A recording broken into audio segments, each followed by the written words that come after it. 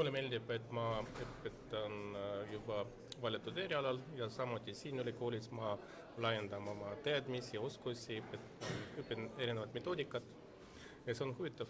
Sest mul on eriala, mis on mu muutnud erialaliselt natuke pedandiks. Mulle meeldib, kui kõik on õigesti tehtud ja ma tunnen ennast natuke juhendajana rollis, et mulle meeldib näidata, kuidas mida teha ja minu arust see on hea valik nendele, kes tunnevad, et meie eriala vajaks pealekasvu.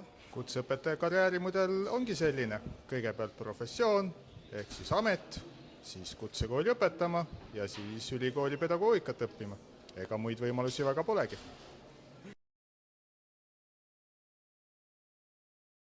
No ma juba töötan kutseõpetajana ammu ja tuli otsus, et ma tahan siin õppida, et laiendada oma oskusi, teadmisi ja samuti uued metoodikad ja mul on huvitav.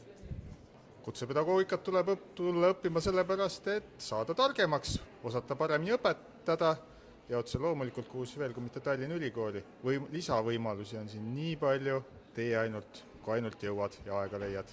Meil on tegelikult nii palju inimesi, kes tegelevad tööga, millega võib-olla igapäevaselt tähele ei pane, on kõik ehitajad, insenerid, kokad ja need kõik vajavad õpetajaid, et meil võib küll eriala olla, aga et pedagoogiliselt ennast arendada ja paremini seda edasi anda, siis tulge kindlasti kutsepedagoogiks, eriti kui teid see eriala köidab.